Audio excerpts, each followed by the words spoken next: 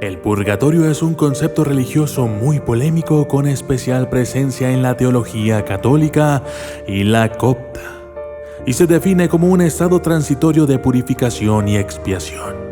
Es este sitio, según lo explican las iglesias que inventaron el purgatorio.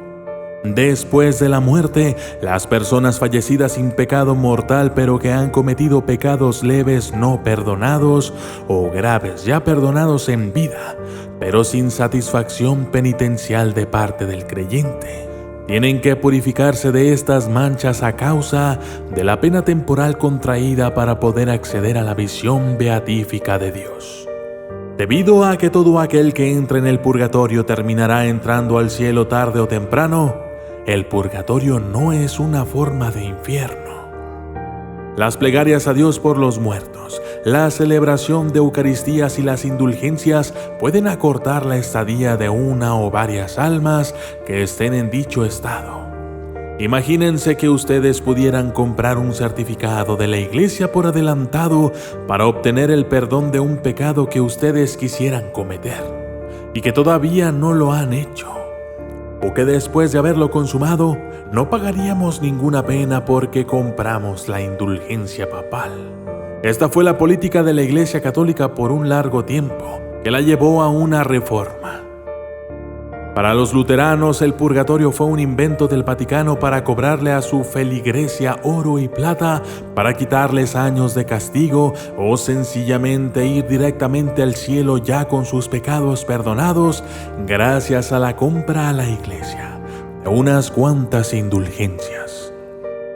Según los catecismos de las religiones que creen en el purgatorio, aunque las penas que se sufren son más leves que las del infierno, también son muy dolorosas, pero no son eternas y purifican porque la persona no está empedernida en una opción por el mal.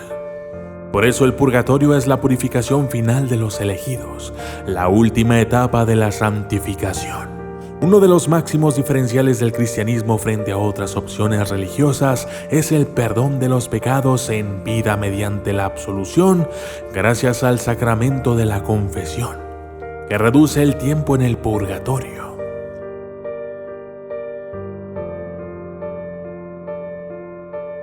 El purgatorio en la Biblia. Aunque en la Biblia no existe la palabra purgatorio, la Iglesia Copta Ortodoxa cree que las almas, después de la muerte, esperan el juicio final, en un lugar que no es el paraíso ni tampoco el infierno. La Iglesia Católica lo justifica interpretando algunos pasajes de la Biblia. Así señala las palabras de Jesucristo referidas en Lucas 2:58 al 59. Cuando vas con tu adversario a presentarte ante el magistrado, trata de llegar a un acuerdo con él en el camino. No sea que el adversario te lleve ante el juez y el juez te entregue al guardia y éste te ponga en la cárcel. Te aseguro que no saldrás de ahí hasta que hayas pagado el último centavo. Se argumenta que si del infierno no se puede salir, debe existir un lugar donde se cancele esa deuda. Pues además, hablando de la Jerusalén celestial, el libro de Apocalipsis dice: nada manchado entrará en ella. Apocalipsis 21:27. Luego, con la parábola del funcionario que no quiso perdonar, en Mateo 18:21 al 35. Jesús compra el reino de los cielos con alguien que pide perdón pero niega a hacerlo. Aún así advierte que el hombre puede cumplir su deuda. Y tanto se enojó el Señor que lo puso en manos de los verdugos hasta que pagara toda la deuda. Y Jesús añadió: lo mismo hará mi Padre Celestial con ustedes, a no ser que cada uno perdone de corazón a su hermano. Mateo 18:34 al 35. Cabe recordar incluso que Jesucristo enseñó a orar poniendo la condición de ser perdonados perdonando. Y perdona nuestras deudas, como también nosotros perdonamos a nuestros deudores. Mateo 6:12. Así como en el cielo no hay verdugos que cobren la deuda, el catolicismo concibe un lugar intermedio donde los salvados purifiquen las deudas pendientes. existe otro pasaje en el que Jesucristo habla de la existencia de otro mundo después de este, donde se perdonan los pecados. Dios perdonará incluso a aquel que diga algo contra el Hijo del Hombre, pero al que hable contra el Espíritu Santo no lo perdonará ni en el mundo presente ni en el venidero. Mateo 12:32. Según el Vaticano, en Primera de Corintios, San Pablo se hablaría supuestamente más claramente del purgatorio. La obra de cada uno se verá claramente en el día del juicio, porque ese día vendrá con fuego y el fuego probará la calidad de la obra de cada uno. Si la obra que se construyó resiste, recibirá su salario. Si la obra se quema, será castigado, aunque se salvará como quien escapa del fuego. Primera de Corintios 3, del 13 al 15. Hay además algunos teólogos y místicos que señalan que el purgatorio se vive aquí en la tierra, siendo experimentada la purificación después de la muerte mientras se vaga como alma en pena. Los vivos no podrían ver a las almas en pena salvo algunas excepciones.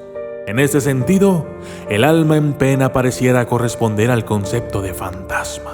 Al respecto, el Apocalipsis anuncia: el anciano me replicó, esos son los que vienen a la gran tribulación. Han lavado y blanqueado sus vestiduras con la sangre del Cordero. Apocalipsis 7:14. En la Iglesia Católica encontramos un gran número de santos que creen haber experimentado visitas de almas del purgatorio, las cuales serían permitidas por su Dios para que se interceda de una manera más intensa por ellas tras estos encuentros sobrenaturales. Cabe destacar que en el purgatorio existirían tantos estadios como personas, quedando algunas almas en un estadio muy próximo al infierno y otras cercanas al cielo. El purgatorio en el Antiguo Testamento. El Antiguo Testamento se refiere al concepto en el libro segundo de los Macabeos, 12:45. Pero él presumía que una hermosa recompensa espera en los creyentes que se acuestan en la muerte. De ahí que su inquietud fuera santa y de acuerdo con la fe, mandó pues ofrecer ese sacrificio de expiación por los muertos para que quedaran libres de sus pecados. Este libro, como el resto de los deuterocanónicos, no es aceptado por los protestantes. Perspectiva copta y católica. La Iglesia copta también arguye los capítulos 6 a 36 del libro de Enoc para defender la existencia del purgatorio. Entre los lugares del Antiguo Testamento que tanto la Iglesia copta como la Iglesia católica interpretan como relacionados con la expiación tras la muerte en un purgatorio están: muchos serán purificados, emblanquecidos y refinados. Los impíos procederán impíamente y ninguno de los impíos comprenderá, pero los entendidos comprenderán. Daniel 12:10. A este tercio lo meteré en el fuego, lo fundiré como se funde la plata, lo probaré como se prueba el oro. Él invocará mi nombre y yo lo oiré. Yo diré, pueblo mío. Él dirá, Yahvé es mi Dios. Libro de Zacarías 13:9. Desde la perspectiva católica y copta se piensa que los pasajes anteriores dan a entender que en el estado de purgación las almas podrán ser purificadas de la mancha de ciertos pecados, ya no perdonados en cuanto a culpa. Ese otro mundo no puede ser el infierno, pues en él ya se está condenando. Tampoco el cielo, pues nada más que tenga mancha entrará ahí, por lo que este lugar debe ser un estado temporal. Lo que hay que purificar en el purgatorio es el rastro de pecado que ha quedado aún después de una confesión. Perspectiva en la Iglesia protestante. La mayoría de las iglesias protestantes rechazan la creencia en el purgatorio. De hecho, la reforma luterana se inició precisamente con la denuncia que Lutero hizo contra la venta de indulgencias. Lutero, fundador del protestantismo, describe el purgatorio como una invención humana que confunde al hombre y le hace creer que hay perdón después de la muerte por medio de la compra de indulgencias y otros mecanismos. Otro argumento que afirman los reformados está en el hecho, en considerar que las muestras bíblicas que señalan un estado de purgación solo se encuentra en los llamados libros deuterocanónicos, los cuales desde su concepción no deberían ser aceptados como canónicos. El purgatorio en el Nuevo Testamento. Uno de ellos, y tal vez el principal, es cuando el apóstol San Pablo nos habla sobre el día del juicio y sobre qué pasará con aquellas personas que tuvieron fe y sirvieron a Dios, pero que sus obras no fueron tan buenas. Él lo explica así: un día se verá el trabajo de cada uno. Se hará público en el día del juicio, cuando todo sea aprobado por el fuego. El fuego pues probará la obra de cada uno. Si lo que has construido resiste el fuego, será premiado.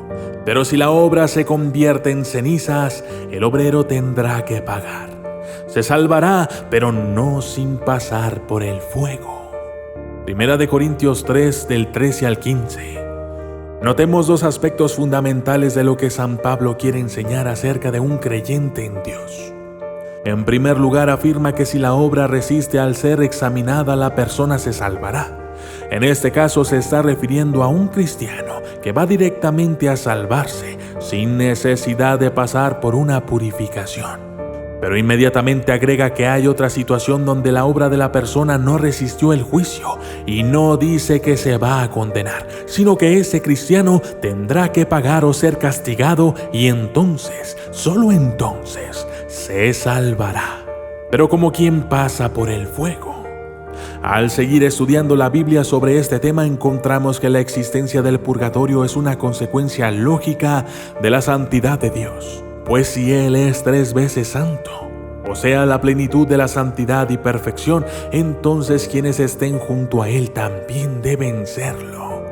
Por eso, quien es fiel a Dios, pero no se encuentra en un estado de gracia plena a la hora de morir, no puede disfrutar del cielo, porque la misma Biblia dice que en la ciudad celestial no entrará nada manchado. Apocalipsis 21:27. Entonces, de acuerdo con ello, si un cristiano no puede entrar al cielo por tener alguna mancha o impureza, ni tampoco sufrir el castigo eterno, es claro que tendrá que pagar en esta vida o en la otra. Aparte de ello, el trasfondo de lo citado en Mateo 5, 25-26 establece una analogía entre cárcel y estado de pena, transitoria para las personas deudoras. Dice: ponte enseguida a buenas con tu adversario mientras vas con él por el camino. No sea que tu adversario te entregue al juez y el juez al guardia y te metan en la cárcel. Yo te aseguro, no saldrás de allí hasta que no hayas pagado el último céntimo. Esta prisión o cárcel, escatológicamente hablando, no puede ser solamente considerada física como tal, y en menor caso como el infierno, porque nadie sale de él en su condena definitiva, considerándose por demás otro estado, en donde se pagarán completamente las deudas de menor agravio contra el prójimo, pecados veniales. La Iglesia Católica nunca ha enseñado que en el purgatorio se perdonen pecados mortales, sino solo veniales, que no mudan al creyente del estado de gracia habitual o santificante necesaria para salvarse. Pero principalmente se enseña que en el purgatorio se realiza la purificación de las reliquias del pecado.